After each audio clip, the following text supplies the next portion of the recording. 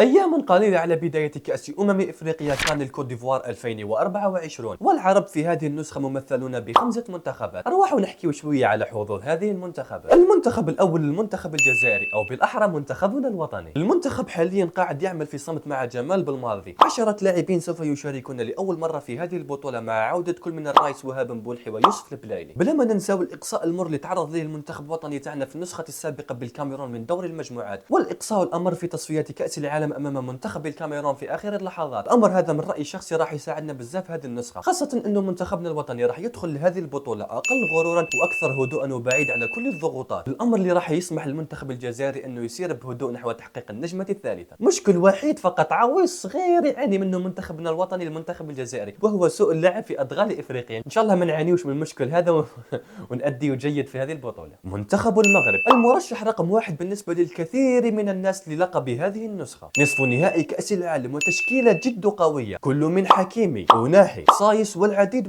من اللاعبين تحت قيادة الداهية المغربية وليد الركراكي. المغرب مجبر هذه النسخة حرفيا على إثبات علو كعبي على قارة إفريقيا واسترجاع اللقب المفقود الذي لطالما طال انتظاره منذ عام 1976. لكن للأسف المنتخب المغربي من رأيي الشخصي عنده نفس مشكل المنتخب الجزائري، وهو سوء اللعب والأداء داخل أدغال إفريقيا. المنتخب المصري منتخب الفراعنة المجنون فقط لم يرشحش المنتخب المصري بالفوز في أي نسخة من كأس أفريقيا. منتخب عنده 7 نجوم حرفيا ريال مدريد إفريقيا، زائد أنه محمد صلاح في فورمة جبارة في آخر مباريات نادي ليفربول بالبريمير ليج، ولقب كأس إفريقيا هو اللقب الوحيد الذي ينقص محمد صلاح، بالإضافة إلى كل من الشناوي وإمام عاشور والعديد من اللاعبين. حرفيا راح يكون منتخب جبار ومنافس شرس على لقب هذه النسخة، خاصة أنه منتخب مصر هو المنتخب الوحيد اللي ما تأثرش عليه لعنة اللاعب داخل أدغال إفريقيا، على خلاف كل من تونس والمغرب والجزائر. المنتخب الرابع هو المنتخب التونسي. تونس على مر التاريخ عمرها لا كانت منتخب مدجج بالنجوم، هذه حقيقة واحد لا ينكرها، لكن الأمر الذي لا يمكن إنكاره أيضا أنه تونس مجموعة جبارة، تناسق وتآلف كبير جدا، خاصة وشفنا في كأس العالم 2022 في قطر. غمضة عين فقط وستجد منتخب تونس قد تأهل إلى نصف نهائي كأس أفريقيا. وخامسا وأخيرا المنتخب الموريتاني، هذا التأهل هو التأهل الثالث في تاريخ موريتانيا لكأس أفريقيا. صراحة ومن رأيي الشخصي منتخب موريتانيا ما زال